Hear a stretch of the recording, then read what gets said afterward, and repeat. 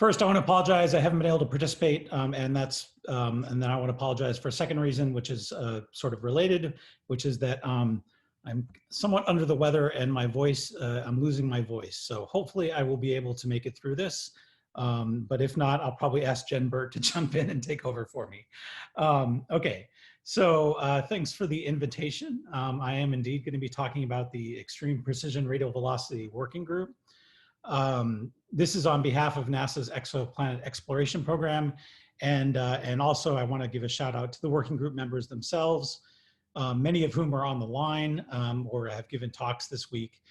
They did an amazing job, enormous amount of work. It's quite impressive, and I'm honored to be able to share the kind of work that they did. And I agree with Jason. Thank you for the introduction.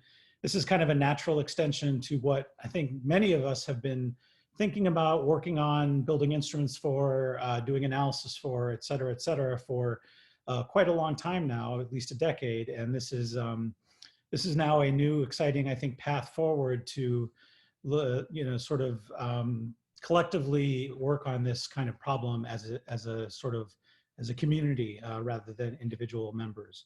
Although there's been a lot of community activities as well, as we know. So enough with the introduction. This is my basic outline. I just want to motivate EPRV. I probably don't really need to do that for this audience. Talk about the current state of the art. Probably also don't need to do that either, so I'll run through those pretty quickly. Then I'll talk about the methodology of the working group. I'll talk about the architecture simulations that were performed. I want to give a shout out to Peter Plavchan and, oh gosh, Peter, I'm forgetting his name, his student, which I'll get to in a second. And Patrick. Thank you, Patrick. And then finally, what I think we really all want to hear about, which is the proposed research program that's going to be recommended coming out of this working group. Okay, so motivation for EPRVs. So I'm going to say basically this is why do we need to measure the masses of Earth analogs around nearby sun-like stars? That's obviously not the only reason we want to push precision radial velocities below the current 1 meter per second barrier, but it is probably the most challenging goal that we can put in front of ourselves. So this is just a quote from the National Academy of Sciences Exoplanet Survey Strategy Report. If you haven't read it, I encourage you to, not just because I was co-chair of the committee, but I think the committee did an amazing job in this report. One of the things that we said was that mass is the most fundamental property of a planet. Knowledge of the planet's mass is essential for understanding the bulk composition and interpreting the spectroscopic features. And so that just means we need to push the sensitivity of EPRV down to the precisions and accuracies that we need to be able to detect Earth analogs around nearby sun-like stars. So this is a slide I like to show. I think I've pulled a little bit from Peter's spiel on this as well. Precision rate. So what I'm going to try to give is a nearly airtight, I think, argument for why we should begin an EPRV initiative now. So like I said, EPRV, learn it, love it, use it. So I think it's pretty much agreed upon that we need to measure the masses of directly imaged potentially habitable planets, as well as the masses of rocky terrestrial transiting planets. We have two choices to do this. First, we can think about astrometry with a systematic floor of a few tens of nano arc seconds, or we can think of radial velocity with a systematic floor of a few centimeters per second. Astrometry must be done from space at this level. So if you want a dedicated mission, that's going to be greater than roughly $1 billion. You can imagine a specially designed instrument on another large aperture space telescope like LUVOIR. That's plausible, but would still be expensive, couple $100 million, and would require significant technology development. And of course, you need the mission. On the other hand, EPRV at a few centimeters per second may be doable from the ground. Now, I'm sure this has been a topic of conversation this week. Some people will tell you this is impossible. Some people will tell you that it's definitely possible. Either one may be true, but the simple fact is we don't know the answer yet. It's an opinion, not a demonstrated fact. And there's been lots of progress, some of which I'm sure we've heard about this week, on pushing the envelope below 1 meter per second on various analysis methods. If we can do this from the ground, it's almost certainly cheaper than any other option. And so given that, it makes sense to first try what is likely the cheapest option with a dedicated RNA program to determine if we can achieve a few centimeters per second by nailing down the tall poles. And if we can, then to initiate a survey that would actually survey the nearest stars to actually try to detect habitable planets around sun-like stars.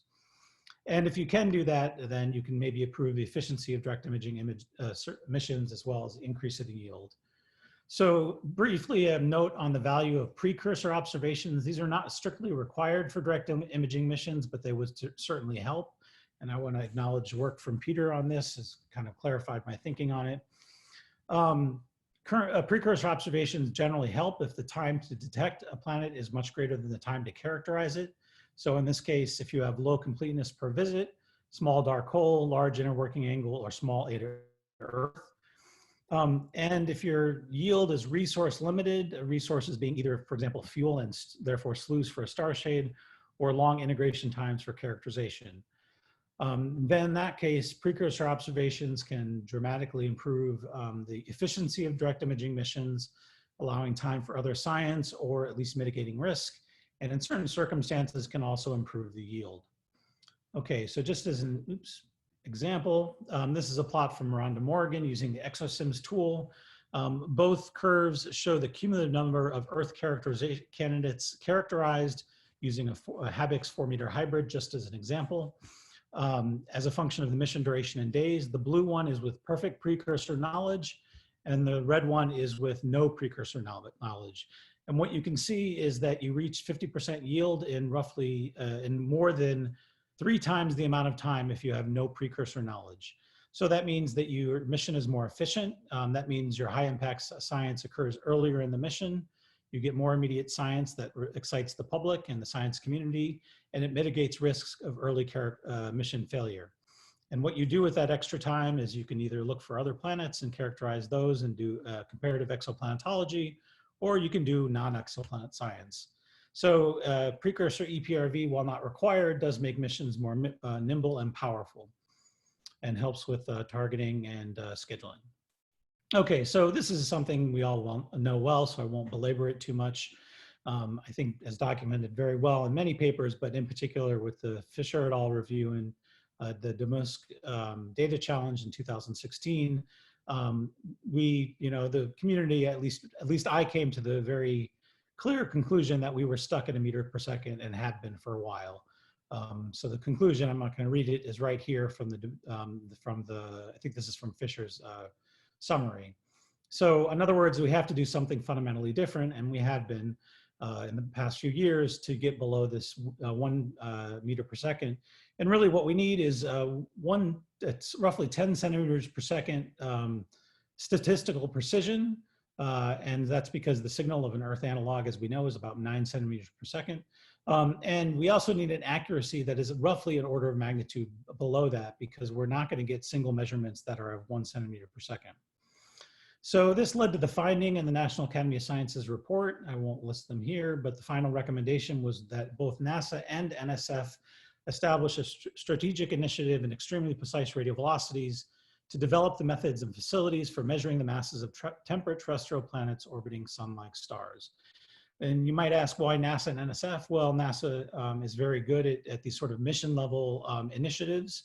And NSF, of course, is well versed in developing ground-based facilities. So as a team, they're very much well suited to do this.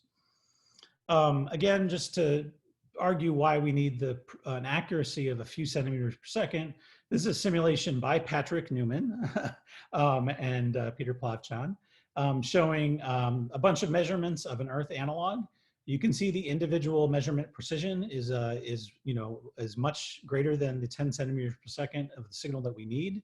But because they've only assumed they've not assumed any irreducible root n error, you can see that the data root n down to a very nice an accuracy and bin precision, such that you can clearly see the signal of an Earth analog at roughly 9 centimeters per second. This should say centimeters, not meters.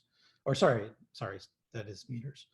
And again, you need sort of, if you have 1 meter per second precision, 10 centimeters per second precision, if you want to get a 10% mass measurement, you need to root n by 250, and you can't reach any systematic errors. So that's, so we need the precisions of 10 centimeters per second, which is a statement about basically photon noise. And you need accuracies of a few centimeters per second, which is a statement about systematic errors. Okay, so this is a great plot I love to show from Deborah Fisher, which just basically, as we're all familiar, we know that there's a bunch of issues that we have to deal with to get to this one few centimeters per second accuracy. And we know that once we beat the ones that are the tall poles down, a bunch of others are going to show up. And we also know that we, in some cases, don't even have the right tools, as illustrated here by a hammer trying to pound in a screw. So the challenge is quite daunting. So current state of the art, I'm sure we've heard a lot about this. I won't belabor this either.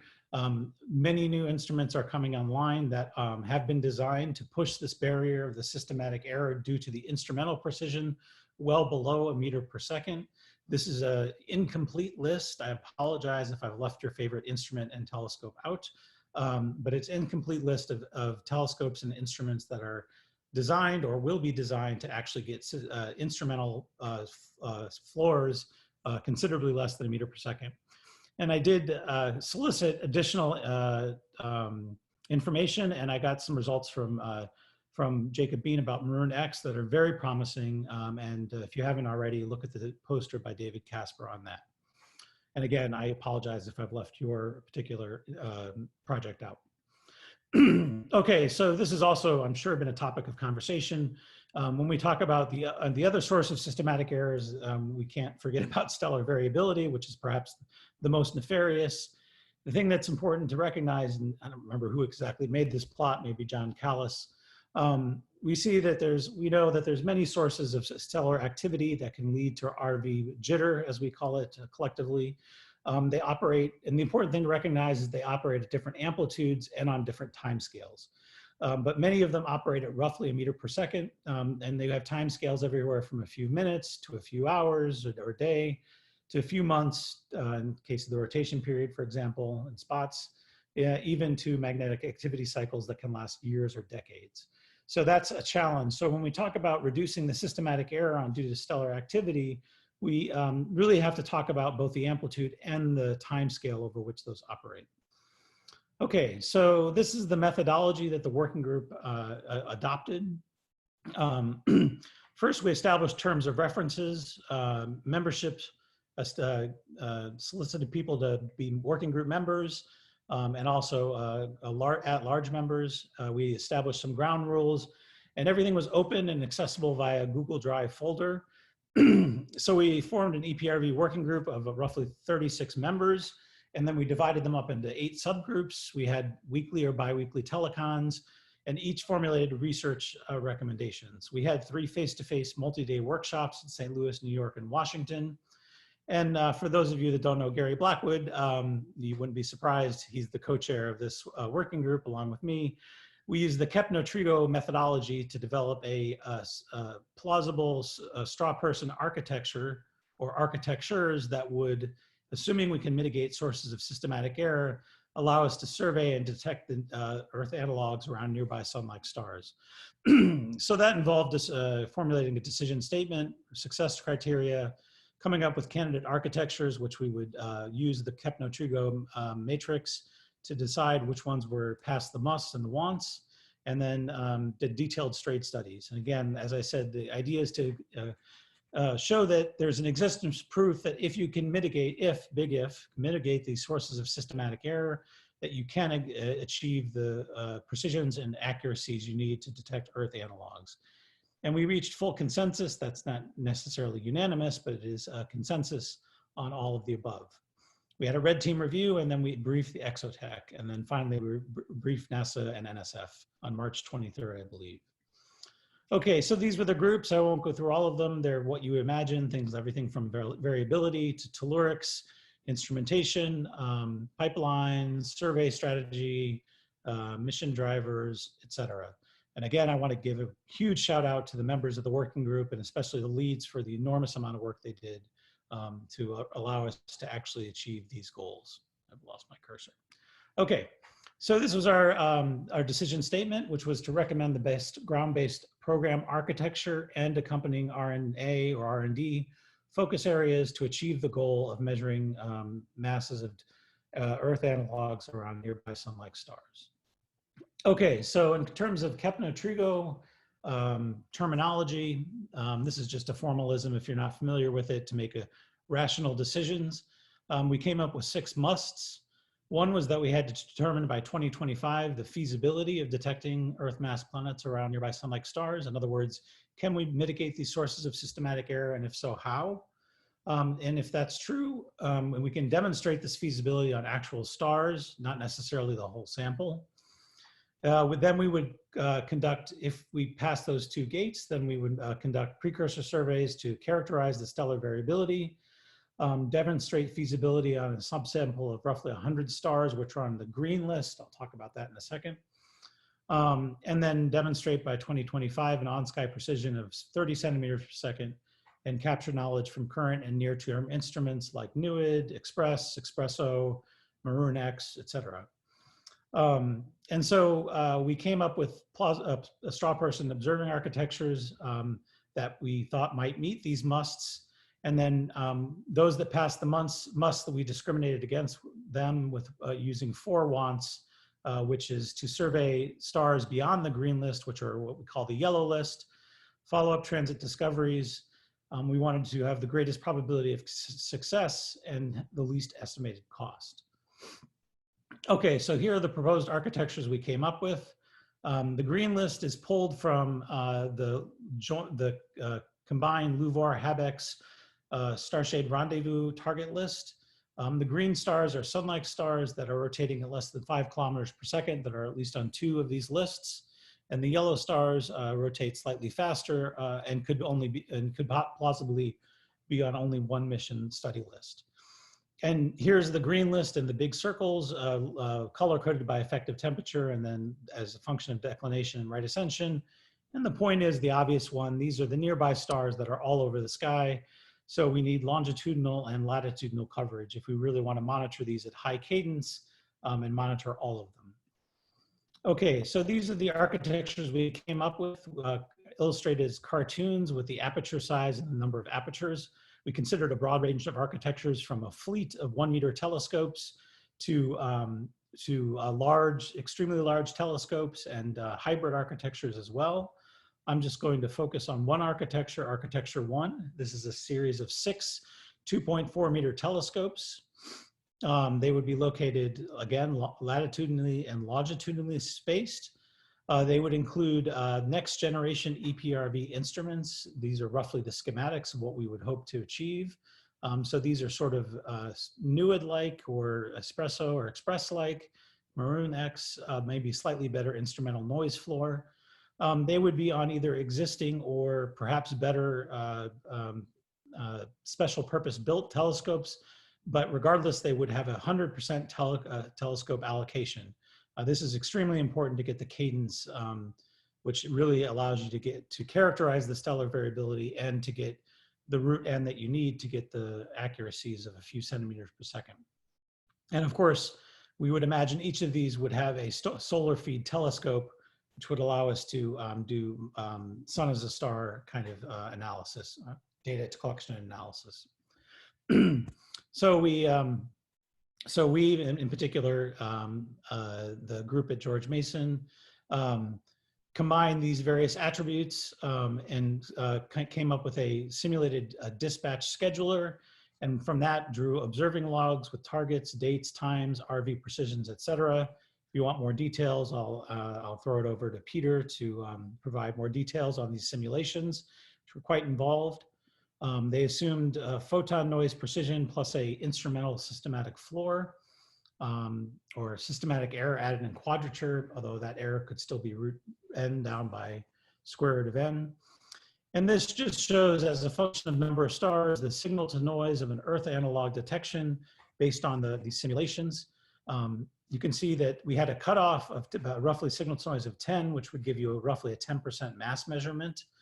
And in this case, the mean signal to noise ratio is 23, median 21, and the 10th and 90th percentile is 16 to 33.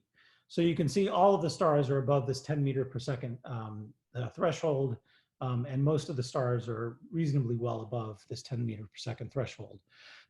So this tells us that if there were an Earth-like analog around each star, and if we were able to completely remove the star's variability, then it tells us how significant the detection of Earth analog would be. And we had this minimum requirement as 10, as I mentioned. So we repeated this for all the architectures, or the GMU group did, with Jen Burke's help in the analysis. And this is these results, and you can see that notionally all architectures, and I don't show architecture 6 here because it's scalable from the other architectures, all architectures more or less, nearly all of the stars pass this 10 signal to noise of 10 threshold. So that means that assuming we actually satisfy those ifs, and they are big ifs, then all of these architectures pass our musts. So then we so again, we compared to the musts. I won't belabor this. And so basically, given that our early results show that there is an existence proof that if we can mitigate these sources of systematic errors, then we can actually perform this survey, and it will be successful in detecting Earth analogs around the nearby sun-like stars. That means that we have to then then it is worthwhile to then develop the RNA and spend the money on the RNA that will actually try to address whether or not we can deal with the sources of systematic error. So that's instrumental, stellar activity, and telluric, so the 3 main tall tent poles. And I won't go through all this because you're probably more familiar with all these sources of stellar activity than I am. And this just shows, I think, from HARPS North, Sun as a Star observations over roughly 3-year timescale, I believe, with a very high cadence. Okay, so we set up a bunch of requirements for the data reduction pipeline. I won't go into that. This will all be written up eventually. Steph Leifer and I are working on writing this up, and will be available to the community on archive. I won't spend too much time on this since I'm sort of running out of time. We did identify areas of technology development that needed development, obviously, to see if we can achieve the instrumental precision needed to detect Earth analogs. And then basically we came up with an RNA plan. This RNA plan we presented to headquarters and at NASA headquarters and NSF. And in response to that, I'm sure most of you know, but if you don't, very exciting results. They will be issuing a new ROSES solicitation on extreme precision radial velocity, supporting research and technology development to see if we can knock down these tall tent poles. The expected timeline is the solicitation should be issued in August. The proposals will be due in November to December. The selections will be announced in spring 2021. There'll be 2-year awards fully funded in FY21. A total of 1.5 million will be available. And again, this will be focused on trying to nail down these tall tent poles with analysis and research and analysis. With that, I will stop and I will take any questions from the audience. And also we'll hope that Jen is on the line if there's any questions I can't handle. So thank you. Yeah, you got it. All right, thanks, Jen. Great, thank you. Thank you for that, Scott. There's a lot in here and this is really neat. Yeah, sorry. Everything. No, it's good. I was complimenting you. We have a question. In the observation arena over time, do you have thoughts on the effects of the new satellite constellations like Starlink? Are you aware of any EPRV work that cares about Starlink? I don't. And I haven't actually thought about this, so this will be a completely off of the top of my head response. I have thought about this a little bit with regards to time domain, nearly all sky monitoring programs like Assassin or, in the future LSST. It's not a good thing. It's a bane to their existence. With radial velocities, I think that the surface area covered by the stars that we were really interested in surveying, or the solid angle covered by stars that we're really interested in as monitoring, is sufficiently small that I have a hard time believing that the Starlink is going to be a significant source of issues, but maybe someone else that's thought about this more can answer that. That was the conclusion we came to when we were asked at NUID about whether NUID would be affected by Starlink. And I think we felt that at some point, at one moment during its entire existence, it might catch some Starlink photons, but it would not have a serious impact. Right.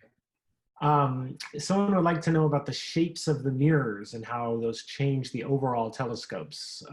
Maybe we could generalize that question even to, does it matter what kind of telescopes these are in these different scenarios? I don't know. I mean, I think it matters in the sense that they have to be able to be fiber fed, right?